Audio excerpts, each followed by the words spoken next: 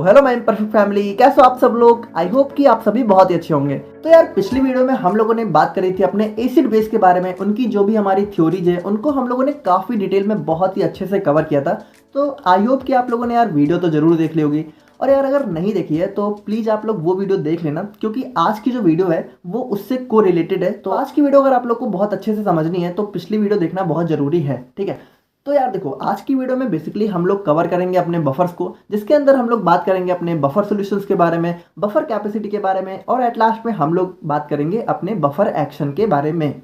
तो यार आप लोग कॉपी और पेन लेके बैठ जाइए और नोट्स को खुद से बनाइए। देखिए, मेरी नोट्स तो मैं आप लोग को यूनिट खत्म होने के बाद डिस्क्रिप्शन बॉक्स और कमेंट बॉक्स में प्रोवाइड करवा दूंगा, लेकिन देखो मैं आपसे बार बार हर वीडियो में बोलता हूँ कि जब तक आप लोग नोट्स खुद से नहीं बनाओ उतनी अच्छे से समझ में नहीं आएगा, ठीक है। देखो क्या होता है कि आप लोग वीडियो देख लेते हो तो आप लोग को लगता है कि सब चीज़ें आ गई, लेकिन 2 दिन बाद वो सारी चीज़ें आपके माइंड से निकल जाएंगी। लेकिन अगर आप लोगों ने लिखते लिखते नोट्स बनाई, ठीक है, तो वो चीज़ें आप लोग के दिमाग में काफ़ी ज़्यादा दिनों तक रहेंगी, ठीक है। और यार चीज़ों को हम लोग को अच्छे से पढ़ना है तो नोट्स यार खुद से बनाओ, ठीक है। मैं बार बार कहता हूँ, बाकी मेरी नोट्स तो यार डिस्क्रिप्शन में मिल ही जाएगी। और इन सारी बातों के साथ हम लोग जो है अपना आज का वीडियो स्टार्ट करते हैं। तो यार यहाँ पे बफर्स के बारे में बात करने से पहले हम लोग ये चीज़ देख लेते हैं कि हमारा पीएच क्या होता है, ठीक है।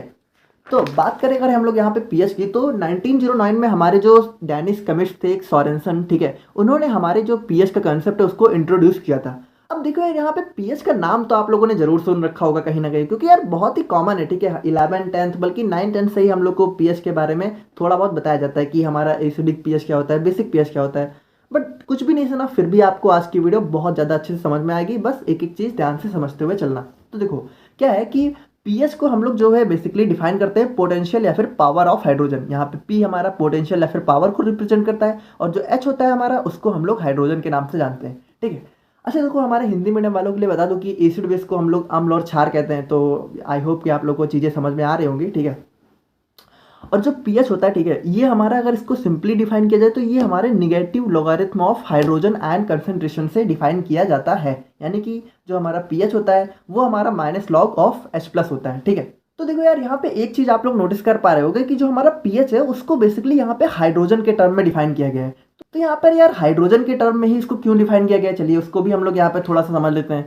तो यार इसीलिए मैंने आपसे कहा था कि पिछला लेक्चर आप लोग जरूर देख के आओ, ठीक है। तो वहाँ पे मैंने आप लोगों को जैसा बताया था कि जो हमारे आर्हेनियस थ्योरी थी एसिड बेस की, ठीक है, जो हमारी आर्हेनियस थ्योरी थी और जो हमारी यहाँ पे ब्रॉन्स्टेड लोरी थ्योरी थी, ठीक है। तो आप लोग को पता होगा कि इन दोनों ने ही यहाँ पर जो है एसिड बेस को जो है हाइड्रोजन के टर्म में डिफाइन किया था।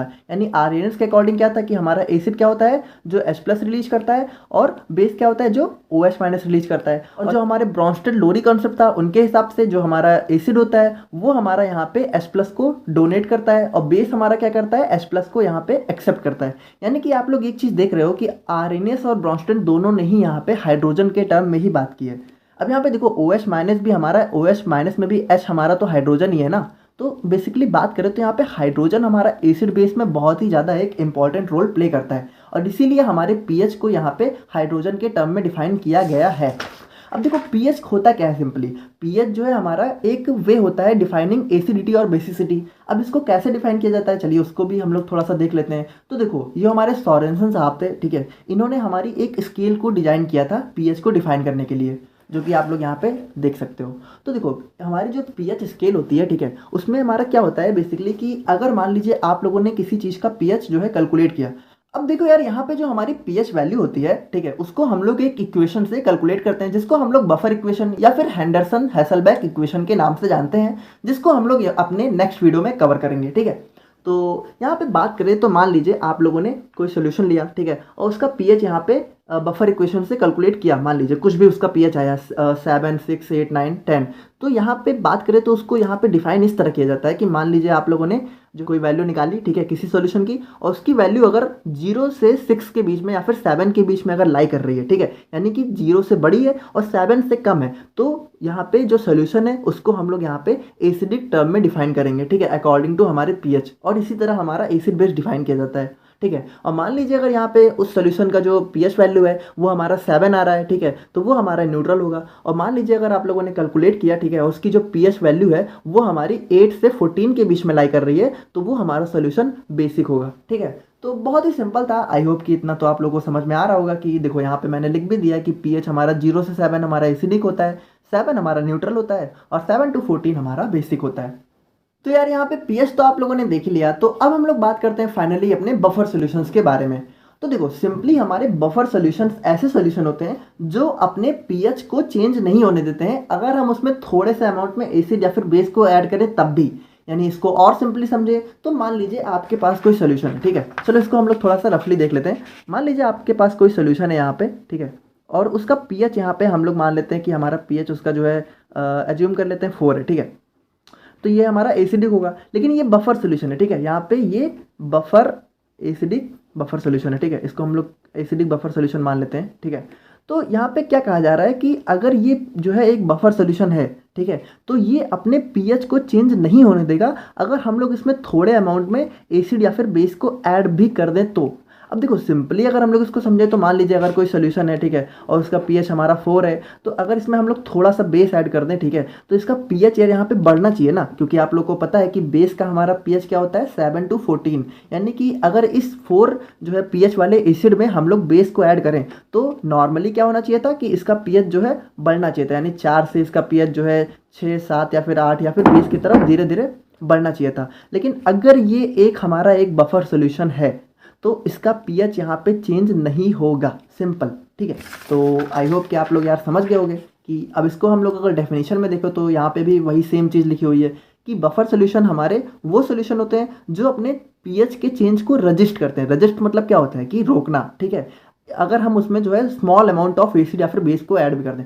अब देखो एक चीज़ यहाँ पे नोटिस करने वाली है कि यहाँ पे स्मॉल अमाउंट की बात हो रही है। अब भाई ये भी नहीं है ना कि मान लीजिए आपके पास, अगर मान लो यार हमारे पास कोई सोल्यूशन है, ठीक है, और वो हमारा 4 ml है, ठीक है, 4 ml हम लोग के पास बफर सोल्यूशन है। अब आप लोगों ने उसमें मान लीजिए यार अगर यहाँ पे 5 ml 10 ml मतलब इसका डबल अमाउंट में या फिर इतना ही अमाउंट में आप लोग जो है एसिड या फिर बेस को ऐड कर दें, ठीक है, तब तो भाई सिंपल है यार, इसका पीएच चेंज होगा। इतना तो कोई सोल्यूशन मतलब जादू तो हो नहीं रहा है। लेकिन बफर सोल्यूशन हमारे ऐसे सोल्यूशन होते हैं कि अगर मान लीजिए 4 ml हमारा बफर सोल्यूशन है और इसमें हम लोग जो है 0.4 ml या फिर 0.6 ml हम लोग एसिड या फिर बेस को ऐड भी कर दें, तो यहाँ पे अगर ये बफर होगा तो इसका पीएच यहाँ पे नहीं चेंज होने वाला, ठीक है, मतलब इसका जो भी पीएच, मान लीजिए अगर इसका पीएच 6 था तो नहीं चेंज होगा। तो यार आई होप कि आप लोग यहाँ पे समझ रहे होगे, ठीक है, कि बफर सोल्यूशन हमारे क्या होते हैं। तो अब हम लोग एक चीज़ और बात कर लेते हैं कि बफर सोल्यूशन की ज़रूरत क्या पड़ती है यहाँ पे क्योंकि हम लोग जो है इसको फार्मेसी में स्टडी कर रहे हैं, तो यहाँ पे बफर्स की फार्मेसी में क्या रोल है। तो देखो क्या होता है कि आप लोग को पता है कि जो हमारी लिक्विड डोजेज फॉर्म होती हैं, यानी बात कर ले अगर हम लोग यहाँ पे जैसे सिरप का एग्जांपल लें, तो सिरप क्या होता है कि देखो वो एक स्पेसिफिक पीएच पे उनको फॉर्मुलेट किया जाता है। यानी एक मान लीजिए उसका अगर हमारा कोई सिरप है उसका पीएच 4 है, ठीक है, तो उसको इस तरह डिजाइन किया जाता है कि उसका पीएच 4 ही रहना चाहिए, तभी उसकी वो मतलब जैसे उस पर एक्सपायरी लिखी होती है ना कि मान लीजिए 1 साल 2 साल तक ये चलने वाला है। तो भाई यहाँ पे अगर उसका पीएच अगर चेंज हो गया, ठीक है, तो वहाँ पे उसकी एक्सपायरी डेट यहाँ पे कम हो जाएगी या फिर बढ़ जाएगी, यानी कि वो हमारा खराब हो जाएगा, ठीक है। तो उसके पीएच को बचाने के लिए या फिर मेंटेन करने के लिए हम लोग जो है यहाँ पे बफर सॉल्यूशंस को ऐड करते हैं, ठीक है। तो अब बात करें कि यहाँ पे पीएच चेंज कैसे हो जाता है। मान लीजिए बफर सॉल्यूशन को हम लोगों ने सिरप में नहीं ऐड किया, तो देखो क्या होता है कि जब हम लोग सिरप को खोलते हैं, ठीक है, तो हमारे एटमॉस्फेयर से तो यार वो रिएक्ट करेगी। तो एटमॉस्फेयर में आप लोगों को पता है कि हमारे कितनी सारी गैसेज रहती हैं, यानी अगर सिंपली बात कर ले तो आप लोग को पता है कार्बन डाइऑक्साइड रहती है, ठीक है, और कभी कभी जो है कुछ नमी भी रहती है, यानी कुछ मॉइस्चर रहता है, तो हमारा H2O भी प्रेजेंट हो जाता है। तो क्या है कि हमारे H2O और CO2 रिएक्ट करके हमारी H2CO3 का फॉर्मेशन कर लेते हैं, जो हमारे जैसे सिरप है, ठीक है, तो उसको हमारा एसिडिक कर सकता है। तो इन सारी चीज़ों से बचने के लिए ही हम लोग यहाँ पे बफर सॉल्यूशंस का यूज करते हैं। यानी बफर सॉल्यूशंस हमारे हैं तो बहुत काम की चीज़, ठीक है, और इसको हम लोग अभी आगे चल के देखेंगे भी।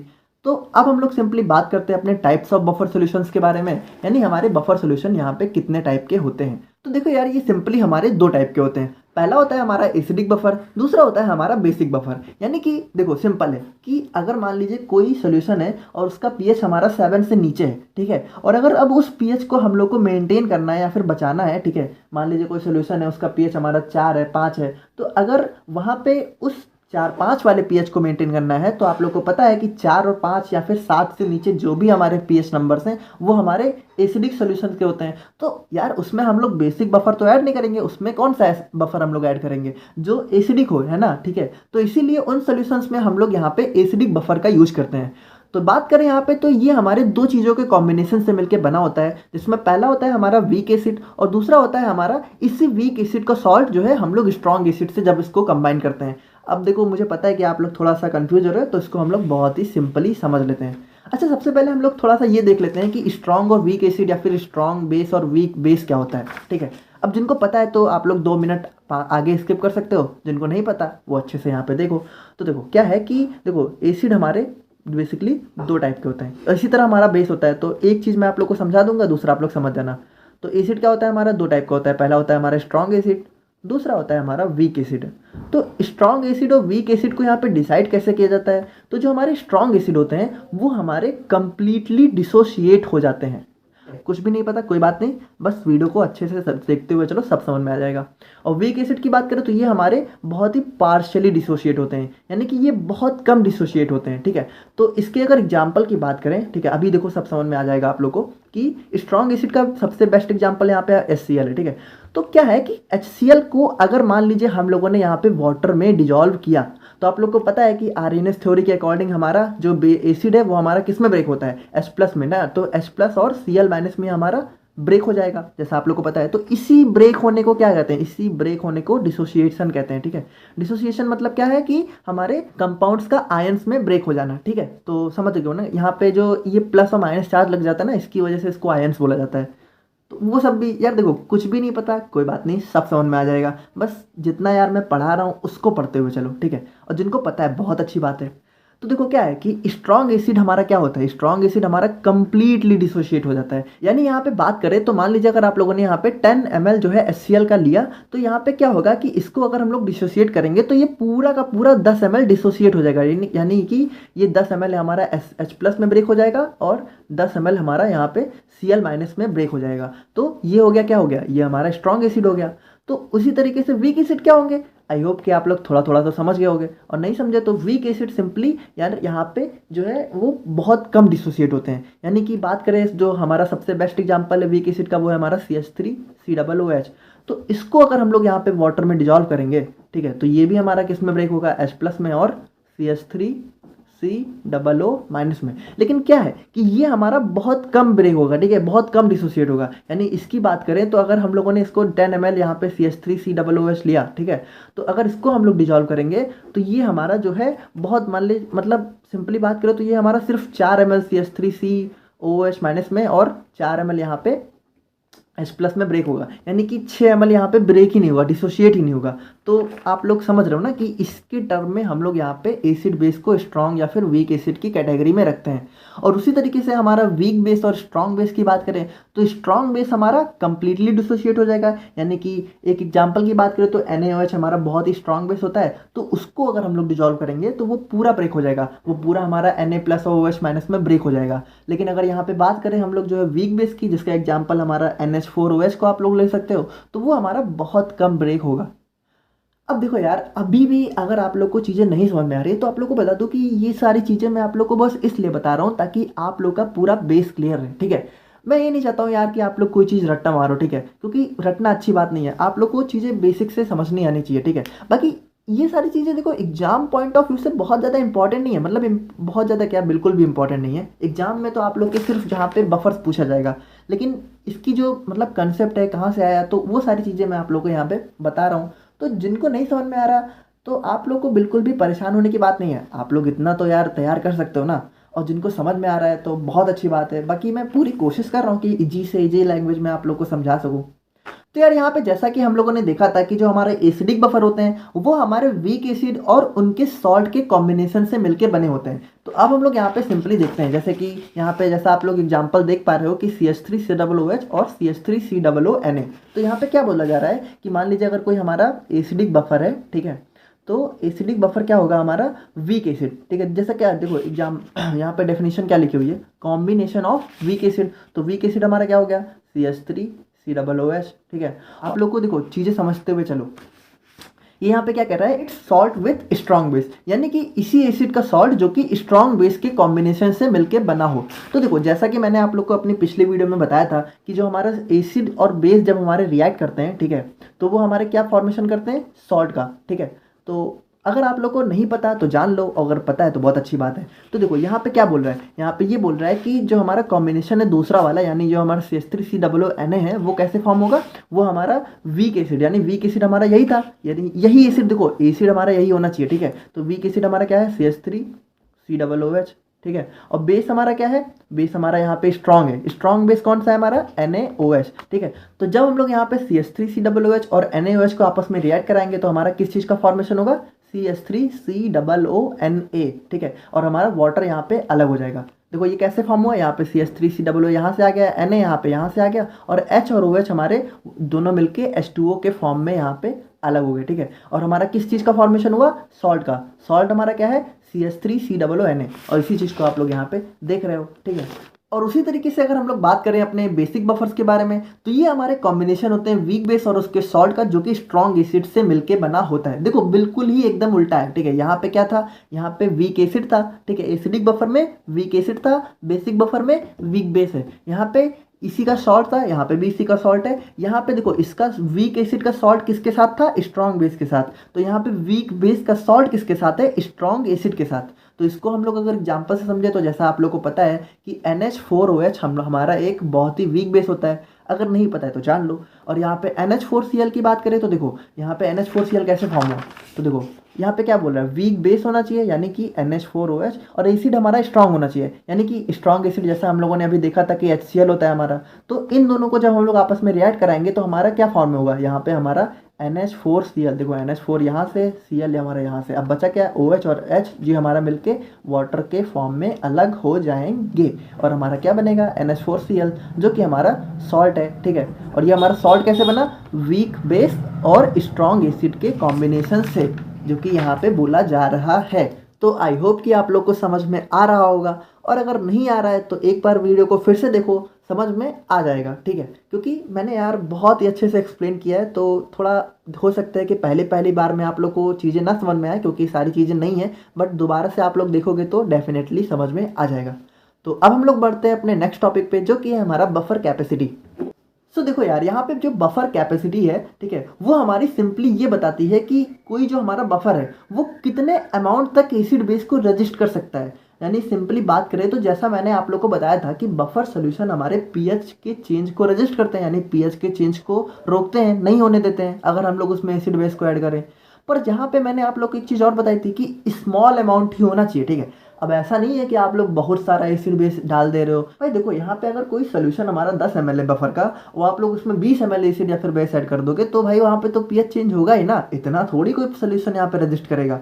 तो यहाँ पे बात यही की जा रही है कि बफर कैपेसिटी हमारी वो डिफाइन करती है कि मान लीजिए अगर 10 ml है, ठीक है, कोई हमारा सॉल्यूशन बफर का 10 ml है, तो उसमें कितने ml तक एसिड बेस को हम लोग ऐड करें कि उसका पीएच या फिर ना चेंज हो या फिर यूनिट चेंज हो, ठीक है। यानी कितने ml तक वो यहाँ पे अपने पीएच के चेंज को रजिस्ट कर सकता है, वो उसकी बफर कैपेसिटी होती है। और इसी को हम लोग यहाँ पे buffer index, buffer value, buffer efficiency या फिर बफर कोएफिशिएंट के नाम से भी जानते हैं, जैसा कि यहाँ पे लिखा हुआ है, ठीक है। तो डेफिनेशन में यार वही सारी चीज़ें लिखी हुई हैं, जैसे कि the amount of acid base required to produce a unit chain, यानी कि हम लोग कितना अमाउंट यहाँ पे एसिड या बेस का ऐड करें कि हमारा जो बफर सोल्यूशन है वो एक पॉइंट से यहाँ पे चेंज हो जाए। यानी मान लीजिए अगर उसका पीएच हमारा 4 है, ठीक है, तो हम लोग कितना ml यहाँ पे जो है एसिड या फिर बेस को ऐड करें, ठीक है, कि वो हमारा 4 से 3 हो जाए या फिर 4 से 5 हो जाए। यूनिट चेंज, यूनिट मतलब 1, यानी एक पॉइंट का चेंज आ जाए, तो उसको हम लोग यहाँ पे उसकी बफर कैपेसिटी के नाम से जानते हैं।